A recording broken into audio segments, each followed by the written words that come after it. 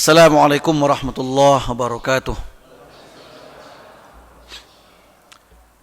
Alhamdulillah, wassalatu wassalamu ala rasulillah wa ala alihi wa ashabihi wa mawalah. Ikhwanu fid din, a'azakumullah. Pada subuh ini kajian kita masuk ke surah Al-Kahfi ayat 47 sampai ayat 49. A'udzu billahi minasy syaithanir rajim. Bismillahirrahmanirrahim.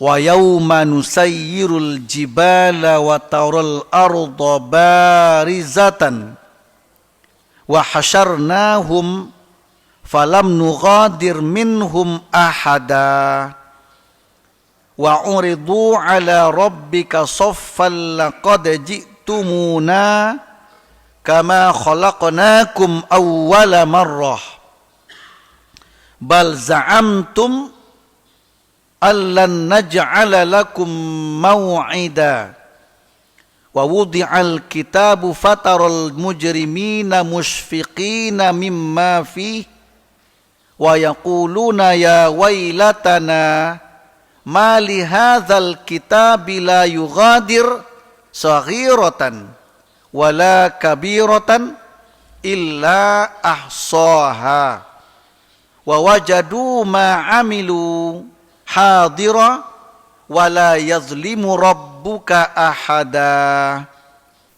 Ayat ini bicara tentang informasi yang pasti terjadi nanti. Informasi yang pasti terjadi yaitu tentang peristiwa dahsyat hari kiamat. Hanya agama Islamlah yang menginformasikan tentang ini secara lengkap. Tidak ada agama lain, Pak.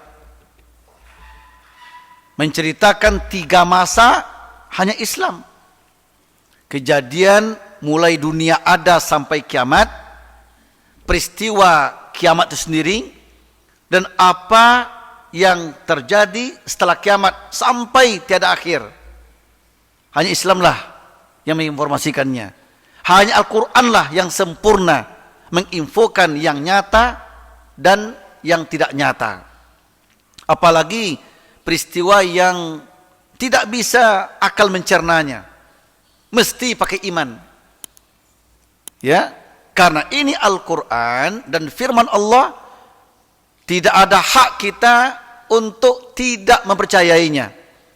Tetapi kita wajib mengimaninya, pasti akan terjadi kalau infonya Al-Quran menginfokan.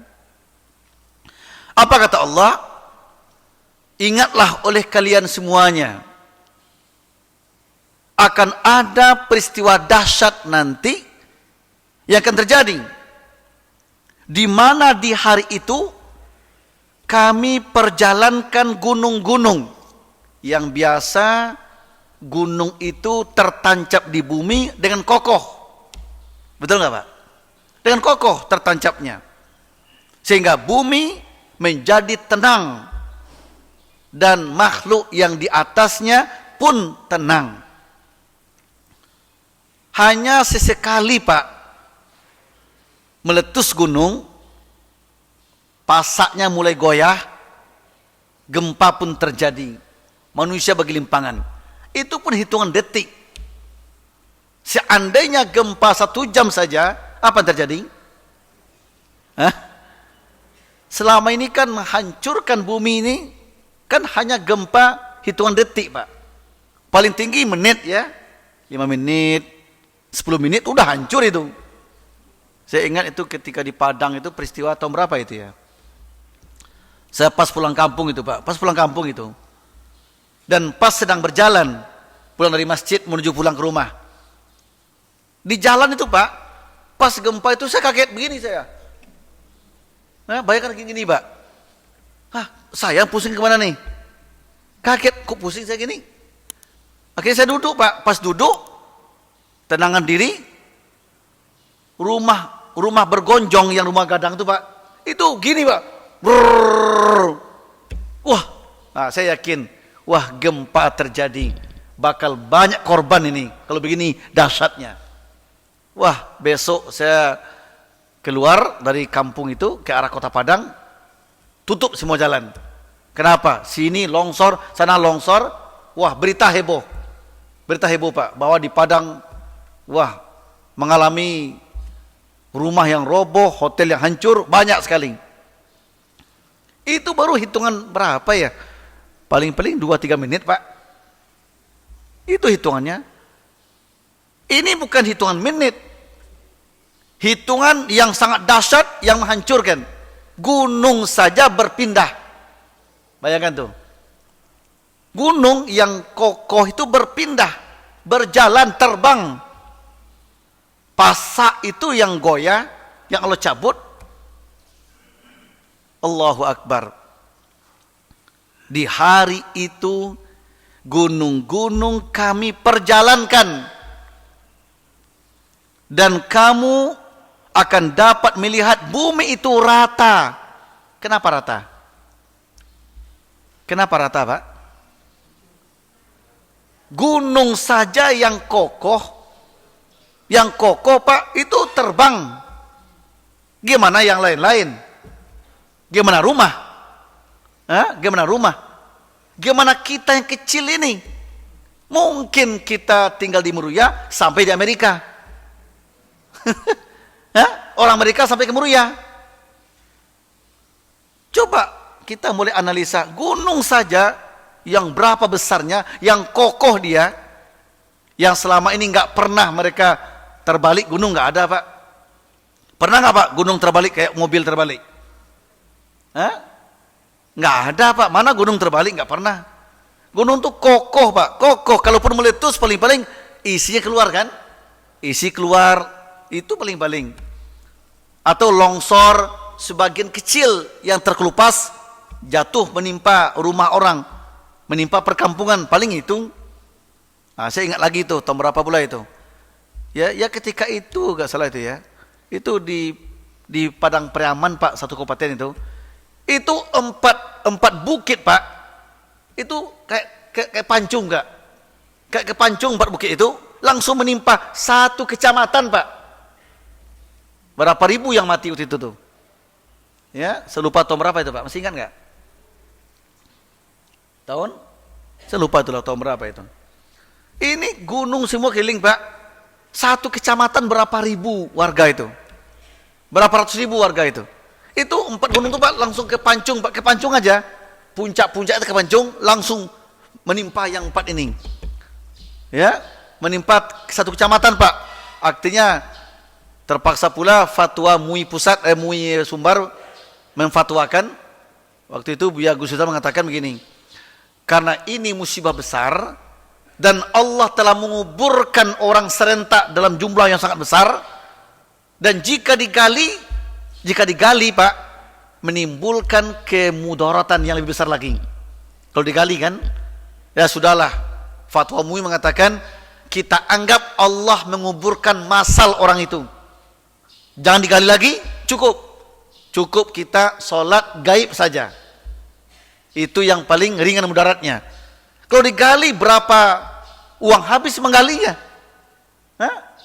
Berapa waktunya lama menggalinya? Gunung yang terpancung, 4 gunung terpancung, Pak, langsung menimpa sekecamatan. Berapa tebalnya itu?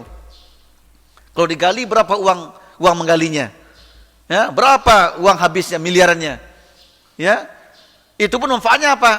Begitu tergali, mereka itu udah busuk, udah bau. Wah, akhirnya fatwa MUI mengatakan kita anggap ini Allah menguburkan manusia secara massal. Ya kita ridhokan sajalah. Terus gimana caranya? Nggak usah dicari, nggak usah data lagi deh. Udah sekecamatan. Ya, siapa yang mau mendata? Sekecamatan, Pak. Ya sudahlah, dianggap itu kuburan massal, cukup disolat gaibkan saja. Itu hanya kena gempa sedikit. Jadi kalau gunung yang terbang belum pernah terjadi itu, Pak. Di dunia ini nggak ada di dunia, Pak. Kalau meletus sering, longsor sering, tapi yang gunung terbang nggak ada, Pak. Gunung yang besar terbang, Gimana kalau kita, makanya kita yang kecil-kecil ini, ya, itu baru bumi, belum lagi benda langit. Benda langit Allah jatuhkan. Kemana jatuhnya? Hah? Benda langit kemana jatuhnya? Ya ke bawah. Apa bawah? Ya bumi. Bumi itu adalah dataran terendah, paling bawah bumi, Pak. Ya, kan begini nih. Ini bumi tengah-tengah kan? Begini. Ini benda langit semuanya kan, Pak? Langit semuanya nih. Jatuh ke sini, di sini mau jatuh sini, Pak. Ini bumi paling rendah, Pak. Paling rendah bumi. Sehingga semua benda di atasnya jatuh ke bumi semuanya, menghantam bumi. Pasaknya dicopot, isinya berterbangan seperti debu. Benda langit dijatuhkan menghantam bumi. Bumi yang kecil, benda langit yang besar menghantam bumi semuanya. Kayak apa itu kejadiannya? Makanya Allah enggak ridho, Pak. Allah enggak meridho hambaku yang beriman masih hidup waktu itu. Kau enggak ridho. Kau enggak ridho hambaku beriman merasakan dahsyat itu. Sehingga, Pak, sebelum kiamat terjadi, orang yang baik-baik, yang beriman, yang beramal soleh, pasti sudah Allah matikan dulu, Pak. Pasti. Ini informasi hadis, Pak. Itu hadis Nabi mengatakan. Sehingga yang merasakan kiamat hanyalah hamba-hamba yang bangkang, yang kafir. Yang kita-kita insya Allah nggak ada lagi, Pak. Sudah dimatikan. Seandainya kita hidup waktu itu, sudah dimatikan dulu. Tinggal lagi makhluk yang ingkar tinggal lagi semua. Baru kiamat terjadi. Makanya selagi ada orang baik, selagi ada orang sholat, belum terjadi kiamat. Yakinlah. Yakinlah. Berarti masih lama atau cepat? Bahasa Allahnya cepat, Pak. Tapi bahasa kitanya lama. Masih lama, Pak. Masih lama itu. Saya ingat lagi ketika saya ke Israel. Saya ke Israel pernah, Pak. Ngapain ke Israel, Ustaz? Tujuannya, niatnya bukan ke Israel. Ke Aqsa, ke Palestina niatnya. Tapi nggak mungkin sampai ke Aqsa tanpa ke Israel. Mustahil. Mustahil, Pak. Kalau kita mau ke Aqsa, ke Palestina, pasti ke Israel. Visanya ke Israel, tidak mungkin tidak. Nah, itu. Nah, dan kami malah sampai di Aqsa, udah sampai ke Aqsa, Pak, ingin malah ke Israel. Ngapain ke Israel? Bukan mengunjungi Yahudi, bukan. Melihat, membuktikan isi Quran dan hadis Nabi. Apa kata Nabi? Belum terjadi kiamat sebelum kering sungai Tiberias. Itu hadis Nabi itu, Pak. Hah? Tidak akan terjadi kiamat sebelum kering itu laut Tiberias itu. Nah, kami ingin tahu, Pak, mana Tiberias yang Nabi informasikan. Kami ke sana. Charter mobil, supirnya Yahudi, Israel supirnya, Pak. Terus mengunjungi masjid yang tertua di situ. Ada, Pak. Ternyata di pusat Israel itu, Pak, ibu kotanya Tel Aviv namanya. Di Tel Aviv itu ada satu masjid yang tertua. Imamnya itu, Pak, seorang syekh yang ini jenggot panjang jenggotnya, Pak. Jenggotnya panjang, putih. Sunnah kajiannya. Masya Allah. Saya dialog sama dia dalam bahasa Arab. Jenggotnya panjang, putih, Pak. Wah, Masya Allah. Pemahaman Qur'annya bagus. Qur'annya, hadisnya, keagamaannya. Wah, luar biasa. Syekh. Sudah tua, umurnya lah 70 lebih lah umurnya. Ternyata kata dia, inilah masjid tertua di Israel ini. Dan sampai sekarang masih eksis keislamannya. Dia yang mau ngaji di sini tempatnya. Di umat Islam di Israel itu banyak katanya. Cukup banyak katanya. Kalau Jumatan bisa penuh masjid satu, Pak. Masjidnya itu ya sebesar inilah. Sebesar Al-Ikhwan inilah besar masjidnya, Pak. Namanya Masjid Al-Mahmudiyah namanya. Al-Mahmudiyah. Kalau Jumatan tuh katanya bisa penuh kadang-kadang, tapi sering separuh katanya. Itu satu negara itu, Pak. Satu negara muslimnya Jumat di situ. Hanya satu masjid penuhnya. Ya. Itu di pusat Israel, ibu kotanya Tel Aviv. Saya ke sana berkunjung juga. Terus ke Tiberias tadi Pak, begitu sampai Tiberias, kaget saya. Hah?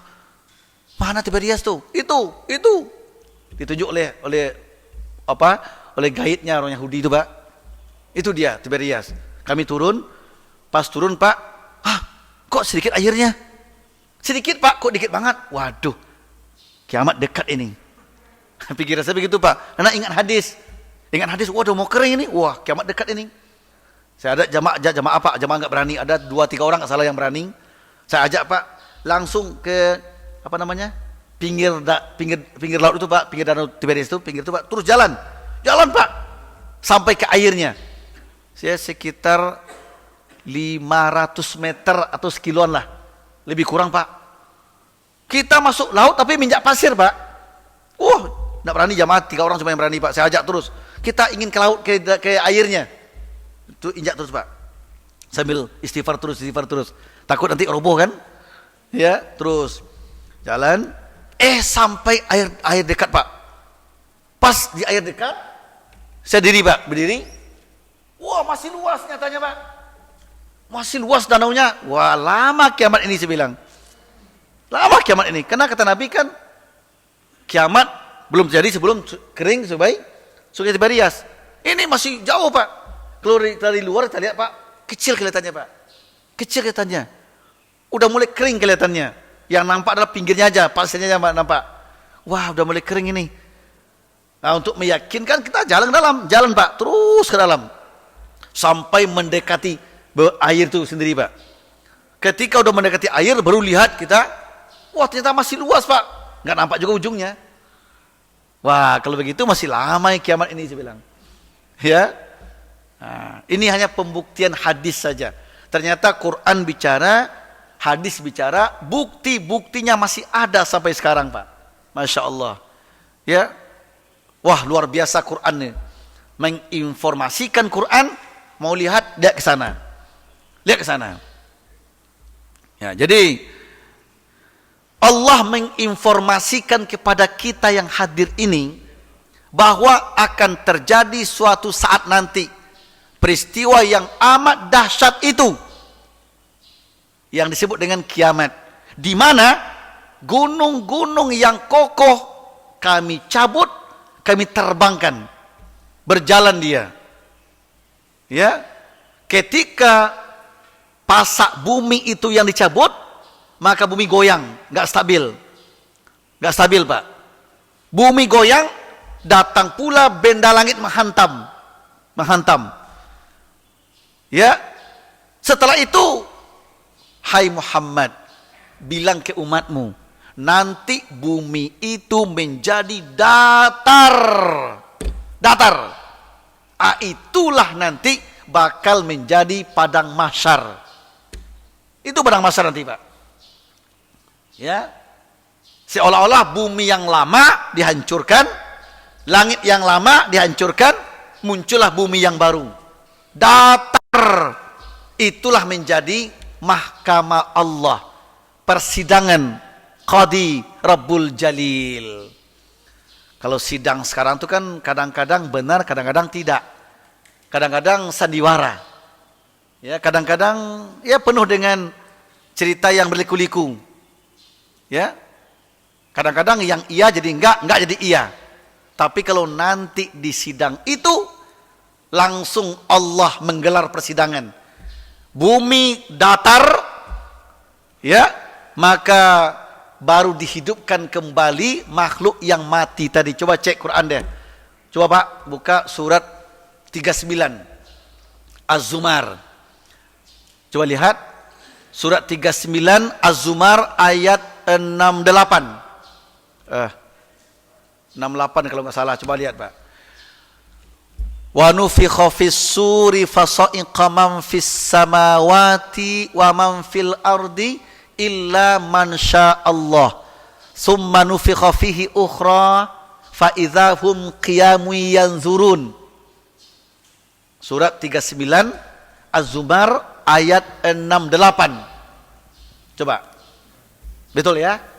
Dan sangkakala pun ditiup, maka matilah semua makhluk yang di langit dan di bumi kecuali mereka yang dikehendaki Allah.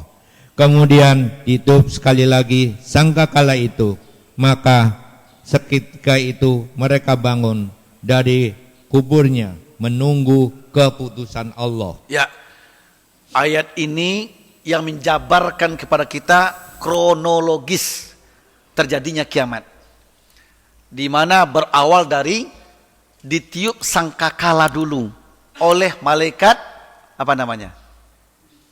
Israfil. Ditiup sangkakala yang sangat panjang, matilah makhluk, hancurlah bumi, hancurlah langit. Itu peristiwa kiamat. Makhluk itu hancur, mati semua. Terus setelah mati semuanya, kecuali yang tidak mati, makhluk yang Allah kehendaki. Siapa dia? Siapa dia? Kita nggak tahu. Ya boleh jadi malaikat Israfil itu sendiri. Kita nggak tahu. Wallahu alam. Yang penting Quran mengatakan yang ada sih nggak mati, yang Allah kehendaki. Ya mungkin malaikat Israfil itu sendiri. Mungkin. Ya. Kemudian setelah datar bumi, setelah digelar persidangan, maka Allah hidupkan kembali para terdakwah. Siapa dia? Manusia.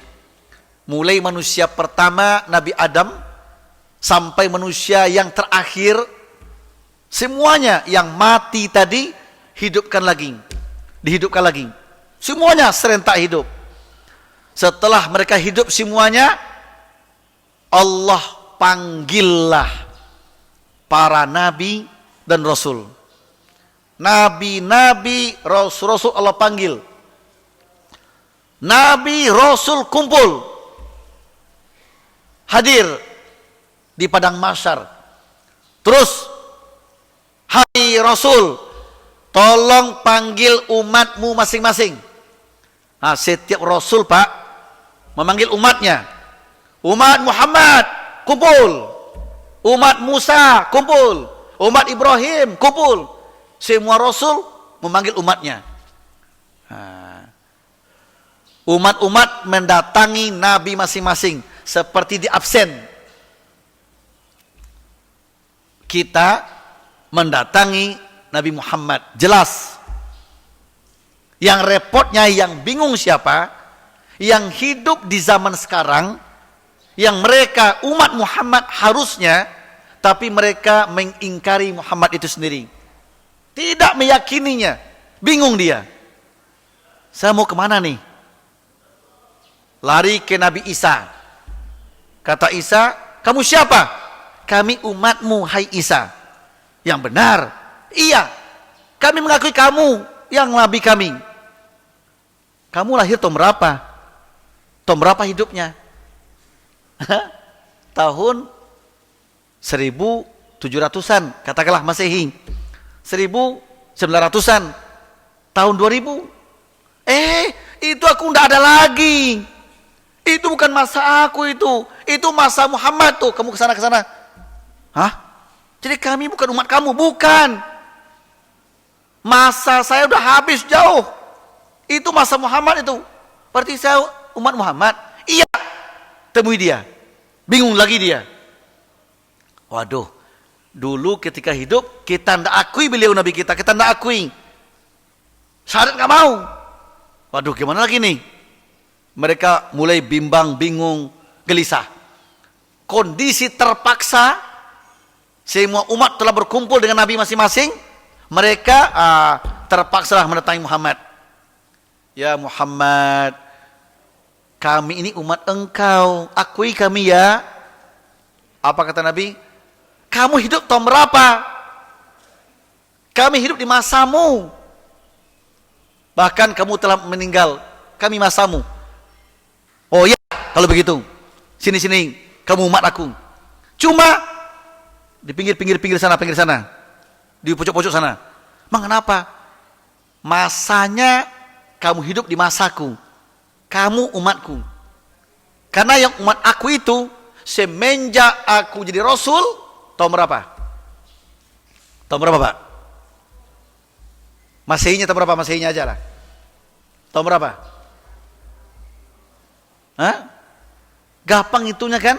Nabi lahir 571 kan gitu. Umur 40 kan?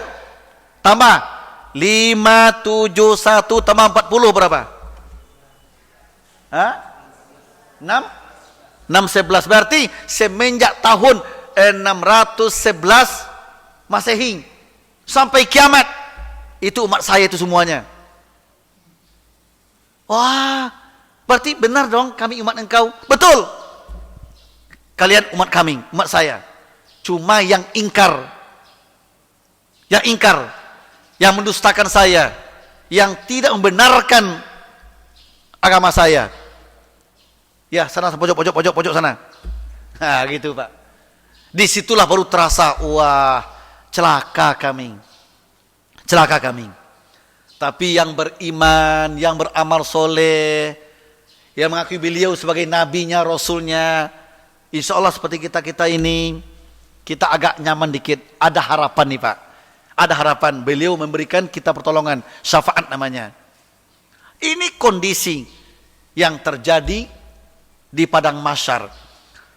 Padang mahsyar menjadi mahkamah Allah, persidangan akbar. Semua kita terdakwah. Walaupun dia presiden pun terdakwah. Terdakwah semuanya. Walaupun dia raja pun terdakwah. Walaupun Perdana Menteri pun terdakwah. Semuanya terdakwah. Masing-masing mempertanggungjawabkan hidupnya kepada Allah Azza wa Jalla. Beruntunglah orang yang selama hidup dia beriman, beramal soleh, suka ngaji, baca Quran, rajin sholat, peduli sama umat. Beruntunglah dia. Itu modalnya untuk membantu dia. Ya, itu modal.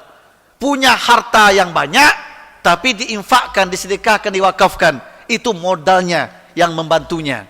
Tapi kalau hanya uang melimpah ruah, uang tidak berseri, tapi tidak berinfak, tidak bersedekah, tidak berwakaf, hanya untuk ditabungan saja, untuk dunia saja, itulah manusia paling rugi. Paling rugi nanti. Di mana uangnya tidak bisa bantu dia. Tidak bisa bantu dia.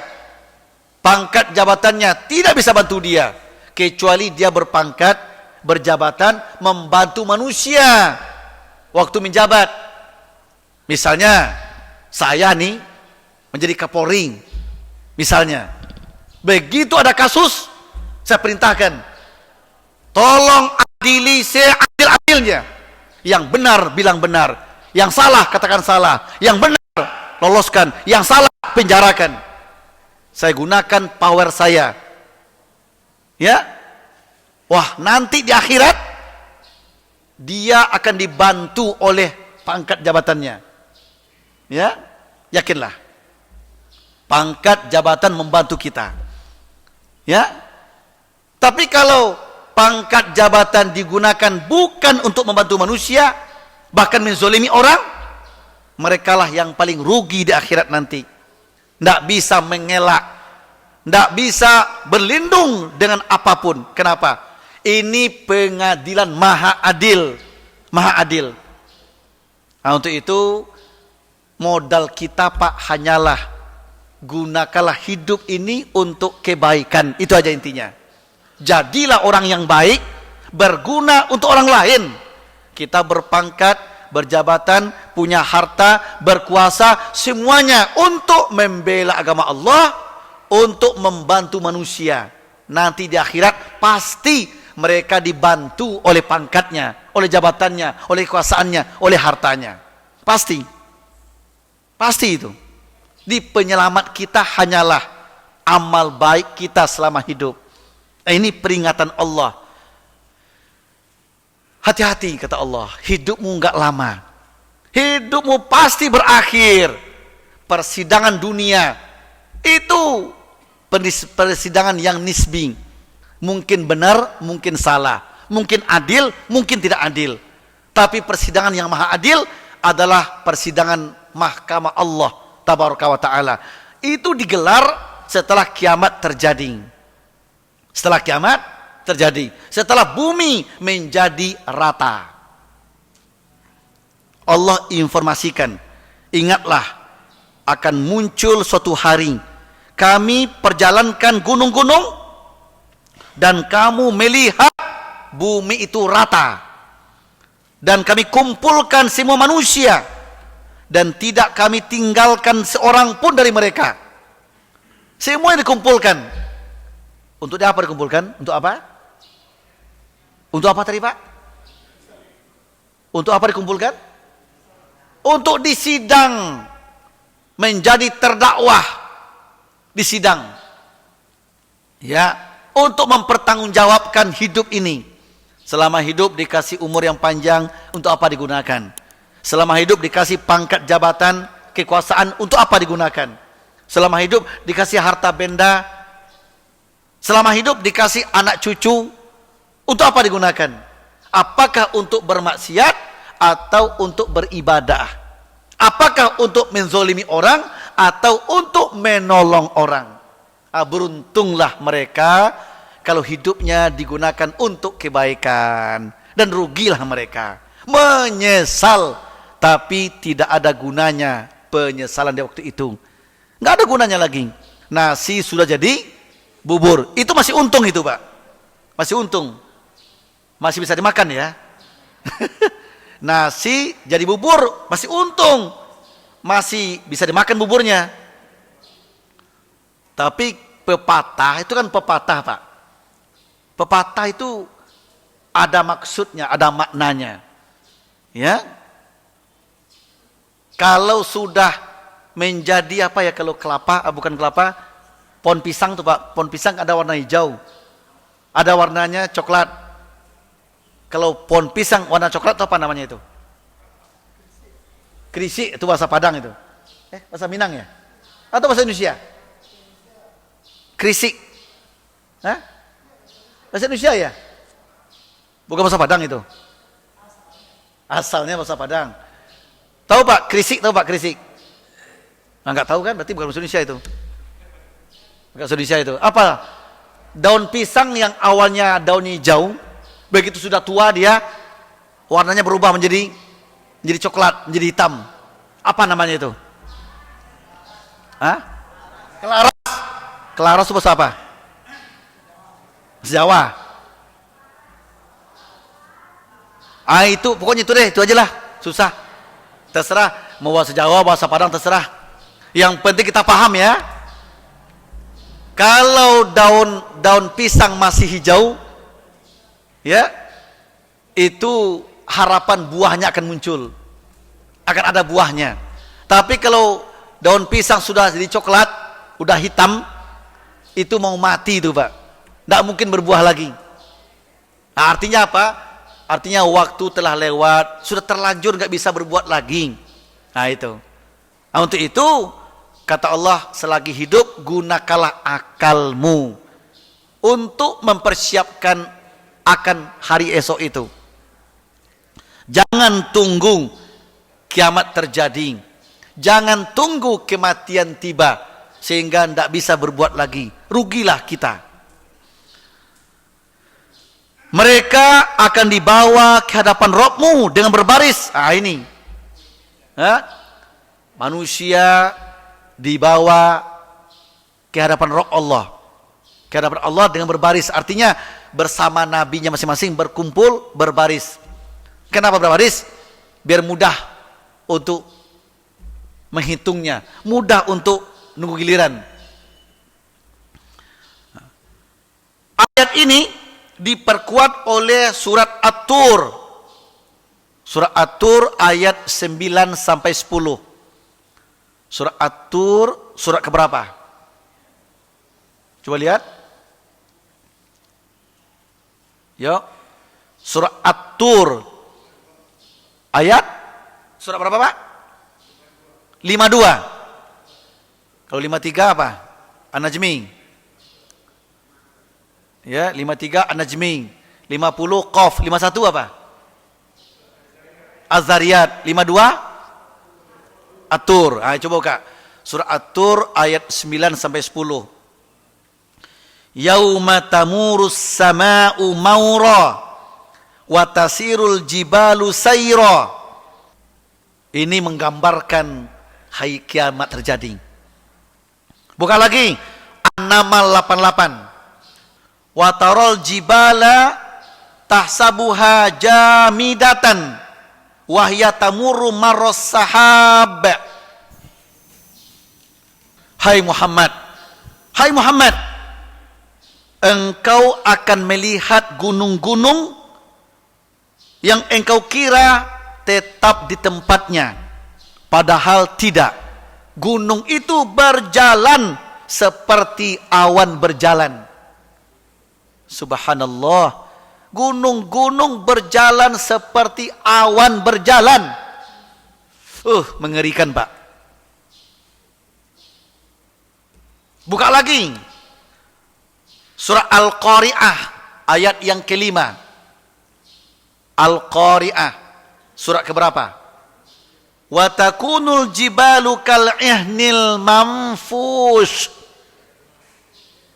Al-Qari'ah ayat 5. Wa takunul jibalu kal'ihnil manfush. Manfush itu bahasa apa itu? Manfush. Manfush itu bahasa Arab menjadi bahasa Indonesia. Menjadi apa? Mampus. Manfush. Apa arti manfush? Coba lihat. Dan gunung-gunung seperti bulu yang dihambur-hamburkan. Bulu yang dihambur-hamburkan, manfush itu. Gak ada gunanya. Bulu-bulu dihambur-hamburkan, dibuang-buang. Gak ada gunanya, manfush. Manfush itu. Manfush menjadi mampus. Solun menjadi salon. Solun menjadi salon. Sobun menjadi sabun. Itu bahasa Arab, Pak. Solun salon. Sobun sabun. Kursi masih kursi. Sirwal itu bahasa Arab menjadi bahasa Padang. Sirwal Sarawa. Sirwal itu Sarawa menjadi bahasa Padang deh, Pak. Sirwalun Sarawa. Apa Sarawa? Ya celana. Sarawa.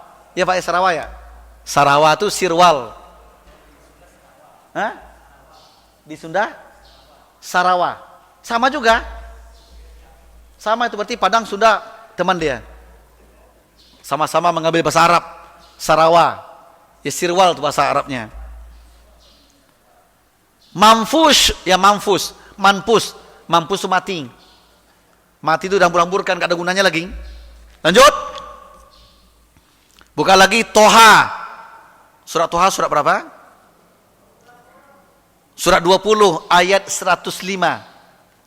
105 sampai 107. Wa yas'alunaka 'anil jibal faqul yansifuha rabbi nasfa fayadharuha qa'a safsafan la tara fiha iwajan wala amna. Buka lagi Al-Waqi'ah 49 sampai 50. Surat 56 ya. Surat 56 49 sampai 50. Qul innal awwalina wal akhirin lamajmu'una ila miqati yaumi ma'lum. Katakanlah, ya sesungguhnya orang-orang yang terdahulu dan yang kemudian pasti semua akan dikumpulkan pada waktu yang tertentu, pada hari yang sudah dimaklumi. Ya, setelah hancur sehancur-hancurnya, lalu bumi diratakan menjadi bumi yang baru. Terus apalagi peristiwa yang akan terjadi? Karena waktu udah habis, nanti sambung deh. Ya, cukup dulu ya. Cukup dulu kita jabarkan tentang peristiwa kiamat. Segelintir peristiwa kiamat. Nanti apa yang terjadi setelah ini, seperti apa persidangan itu, Bagaimana Allah minta kita pertanggungjawaban dan apa harus kita jawab? Nah, nanti insya Allah kita sambung lagi bulan depan. Nanti tolong Pak Tring, bulan depan tema kita masih Al-Kahfi 47 sampai 49 bagian kedua. Itu aja. Ayatnya sama ya, cuma bagian kedua. Itu aja. Ini menarik nih Pak, menarik sekali Pak. Barukan hancurnya tuh, proses hancurnya. Nah, nanti bagaimana caranya Allah mengumpulkan manusia, siapa baris depan, siapa baris kedua, siapa terakhir, siapa komandan peletonnya, siapa komandan regunya, nanti ada Pak, ada semua. Ya, ada semua. Teknis persidangan. Kita bisa nggak ketemu orang tua kita di sana, di sidang itu? Ayo anak, ayo suamiku, bisa ketemu enggak? Jawabannya bulan depan insya Allah. Ya, waktu udah habis ya.